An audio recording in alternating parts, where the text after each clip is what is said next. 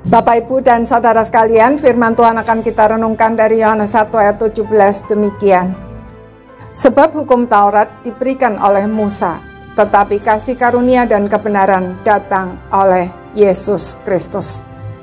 Saudara-saudara sekalian, prinsip hukum Taurat adalah lakukan seluruh hukum dengan sempurna, maka kamu akan selamat.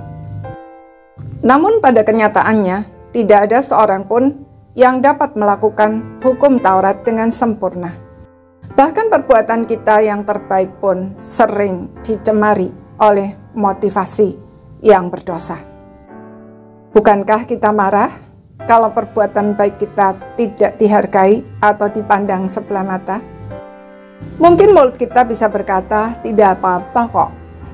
Tetapi, benarkah tidak apa-apa? Kalau hanya satu kali, mungkin kita masih bisa menerimanya.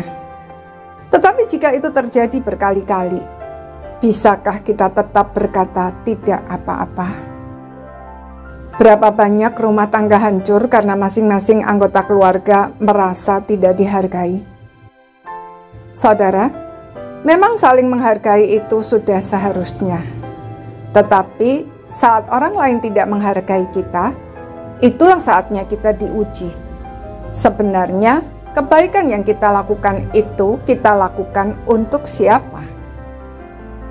Paulus berkata, apapun juga yang kamu perbuat, perbuatlah dengan segenap hatimu, seperti untuk Tuhan dan bukan untuk manusia.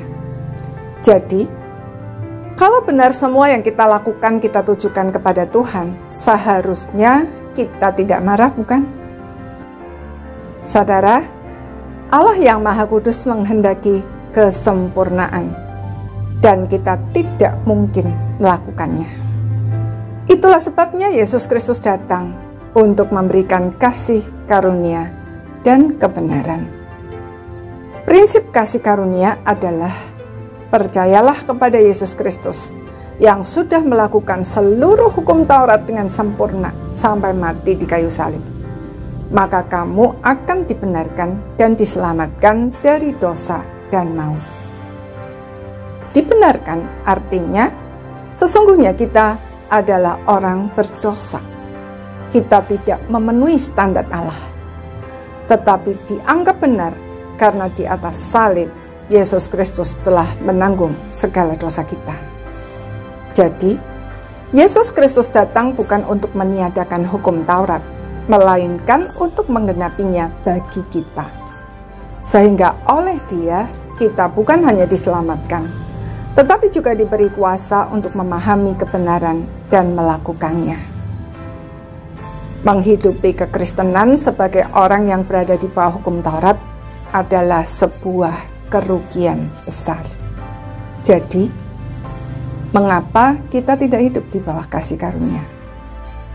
Orang yang hidup di bawah kasih karunia melakukan firman Tuhan bukan dengan terpaksa atau sekedar sebagai kewajiban karena takut dihukum atau untuk mendapatkan pahala, melainkan dengan sukacita karena kita adalah anak-anak Allah yang telah ditebus oleh darah Kristus.